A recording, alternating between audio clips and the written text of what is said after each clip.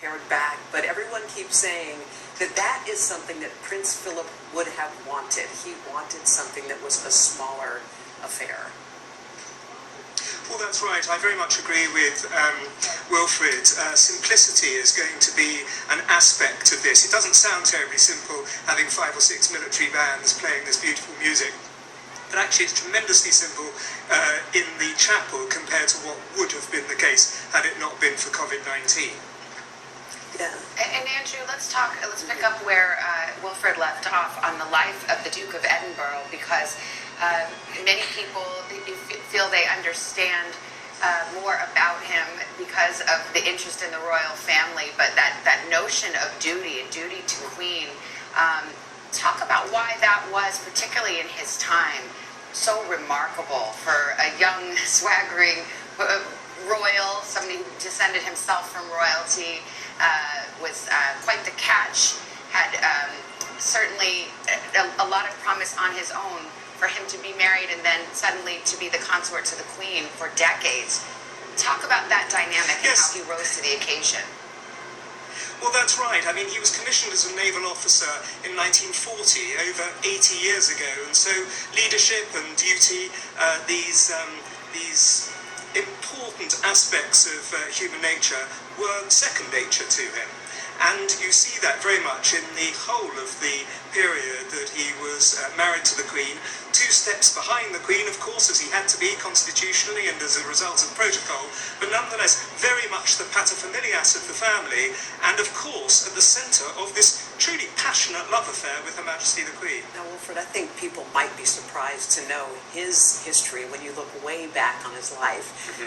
He grew up without his mother, who was put in, I guess, kind of an insane asylum for a while. His dad was gone. And that, I think a lot of people say that helped him with his empathy. It seemed like he had lots of empathy for a lot of people. I think absolutely, and what I would say as well, right on that note, is that duty to the family, one thing, but also a passion for philanthropy and charity work, which I think across many, many charities, particularly those that focused on the disadvantaged, and I would say as well this past week, and that was something that united all of them in terms of saying that they are inspired by their own philanthropic work, by what they learned from him, and even Princess Beatrice, who's joined now the board of one of the charities, the Outward Bound Trust. She shadowed him for years before he stood down as chairman in that role, and I think that definitely filters down across the family. And Andrew, stand by. We want to continue our coverage as we watch some of the processional that will begin momentarily. We'll see pallbearers, as mentioned.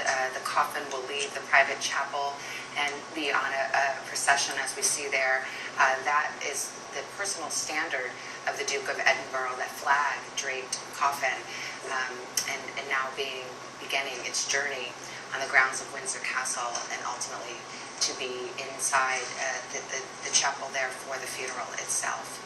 We'll watch this as this unfolds, and as mentioned, he was the longest serving consort of any British monarch by the Queen's side for nearly 70 years, and he took that job very seriously, completing more than 22,000 solo engagements before retiring from royal duties in 2017.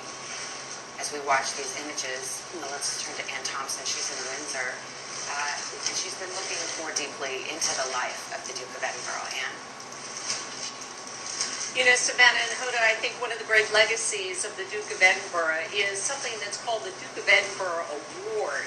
It is what he described as a do-it-yourself kid for growing up, something he had to figure out how to grow up on his own. And it's basically a series of events that you complete, and you can take any specialty from cooking to canoeing if you want. Clearly, his life, you see there, you see his naval cap on top of his coffin, his sword on top of his coffin as well. He was very dedicated to the military. Today there are 14 different military units that are on the quadrangle that are part of this service. They're there to say goodbye and thank you. A final salute to a man who gave so much of his life to this country, his adopted country, and taught a sense of duty. Savannah and Hoda? Thank you, and let's pause and watch as the coffin is placed on the Land Rover that he himself helped design as it begins its journey on the grounds of Windsor Castle.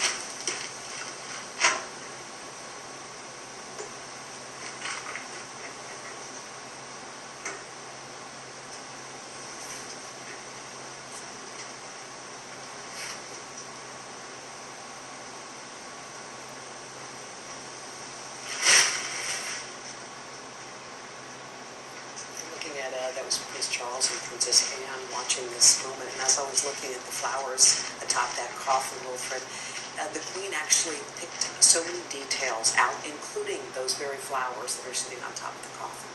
Indeed, and as you said, such a personal touch, particularly from Prince Philip throughout this, and from other family members. And each of the different families, the individual children of Prince Philip, have all actually committed some flowers from their own personal gardens that will be somewhere in the church or somewhere in the service throughout this. And as you see there, the first kind of glimpse of Princess Royal, Prince Andrew, Prince Edward, and the Prince of Wales, his 4 children will be immediately behind that Land Rover, which is such a great example of the personal touch. As we see, everything has symbolism today, including those who are walking behind, leading, are the prince's 4 children, as we see there, the future king. And then further beyond, we'll see 3 of the prince's grandchildren, William, Harry, and then his oldest grandson, Peter Phillips. Yeah, Peter Phillips. Why? How are those Phillips standing between the This is national anthem plays as the Queen comes out.